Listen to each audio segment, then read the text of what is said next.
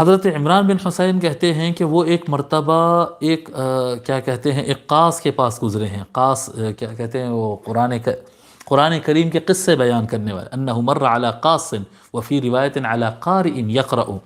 قاری قرآن کے پاس گزرے ہیں کہ وہ قرآن پڑھ کے سنا رہا تھا، یا پھر ایک ایسے شخص کے پاس گزرے ہیں جو قرآن کے قصے، قرآن کے واقعات سنا رہا تھا. ثم سأل فاسترجع ثم سأل فاسترجع ثم قال.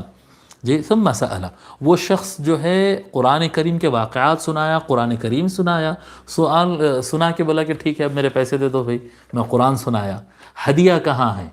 نذرانہ کہاں ہے؟ ہدیہ کہاں ہے؟ چلو میں تم کو ایک پارہ سناتا ہوں، میں ایک قرآن پڑھ لیتا ہوں، میرا ہدیہ کتنا رہے گا، نذرانہ کتنا رہے گا؟ یہی ہوتا نا. وہ شخص سوال کیا فاسترجع. حضرت عمران بن حسین رضی اللہ تعالی عنہ انا للہ و انا الیہ راجعون کہ قرآن پڑھ کر اس کی جو فیس مانگتے ہیں، یا قرآن کی فیس فکس کرتے ہیں، یا قرآن پڑھنے، سمجھنے، سمجھانے، قرآن کی بات کو بیان کرنے کے لیے جو پیسے فکس کرتے ہیں، اس پر انا للہ پڑھے. یہ مصیبت کے وقت پڑھا جاتا ہے انا للہ، یہ ایک مصیبت ہے. ثم قال، پھر انہوں نے فرمایا سمعت رسول اللہ صلی اللہ علیہ وآلہ وسلم یقول من قرأ القرآن فلیسأل اللہ بہ. جو رسول اکرم صلی اللہ علیہ وآلہ وسلم فرمائے کہ جو کوئی قرآن پڑھے، قرآن کے ذریعے وہ اللہ سے مانگے.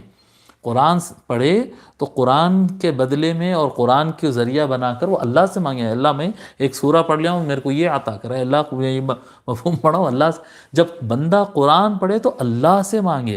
فَإِنَّهُ سَيَجِيءُ أَقْوَامٌ يَقْرَؤُونَ الْقُرْآنَ يَسْأَلُونَ بِهِ النَّاسِ.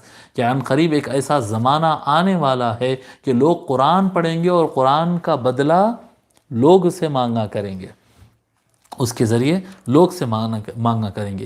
یہ حدیث شریف میں اس لیے سنایا تاکہ ہمارے اندر اخلاص پیدا ہو. یہ جو ہم قرآن کریم کے سبق اب شروع کر رہے ہیں اور قرآن کریم پڑھ رہے ہیں، اس میں ہمارا مقصد جو ہے صرف اور صرف اللہ تبارک و تعالیٰ کی رضا ہو اور اللہ تبارک و تعالیٰ کا پیغام سمجھنا ہو کہ اللہ تبارک و تعالیٰ ہم سے کیا کہنا چاہتا ہے. ہماری توجہ اسی طرف ہو اور اس کے علاوہ کوئی اور طرف نہ ہو.